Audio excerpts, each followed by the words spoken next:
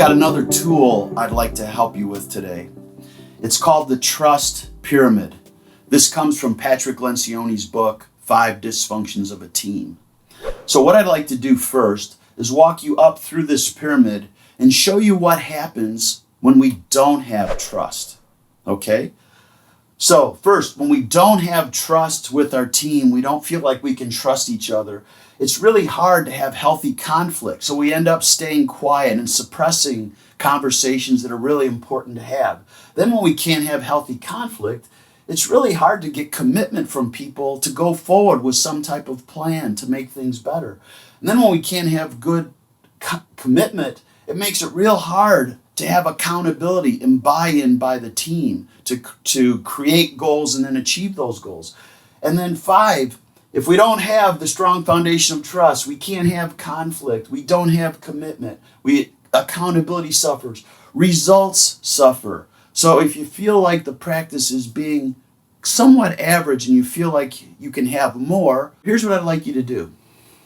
Ask yourself 5 questions. On a scale of 1 to 10, how would we rate trust inside the practice?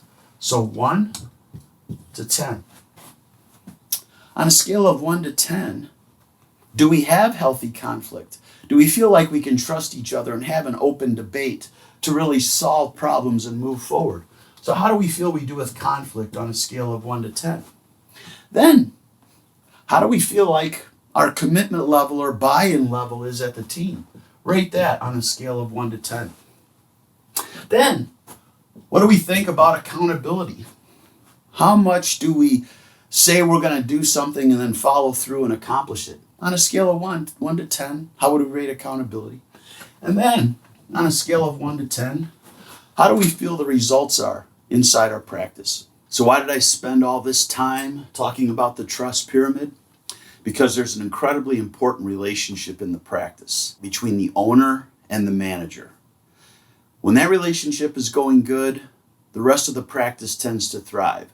When that relationship isn't so good, things can start to suffer a little bit. So here's what I want you to do just to start getting this relationship started. Go for a walk. Ask each other 3 questions. 1, how are you doing? How's your family doing? How well do you feel we're communicating together to help grow this practice? Okay? That's going to open up a lot of questions. I just want you guys to get started because getting outside, going for a walk, getting some fresh air, it's incredibly good for the human spirit. And communicating with a good friend is also good. So get that relationship down. Then, after you see what the benefits are of that, pull out your phones. Go to your calendar. Pick 2 times a month for 2 hours. And make it the same days, the same time each month. And just start this process. I've given you notes that you can see that are attached to this video. Go to those notes. They give you a blueprint of how to manage this incredibly important relationship between the owner and the manager. Sometimes we call it the visionary and the second in command. So please take advantage of this tool. It will help you build a strong foundation for the practice that we can build a lot of other things on.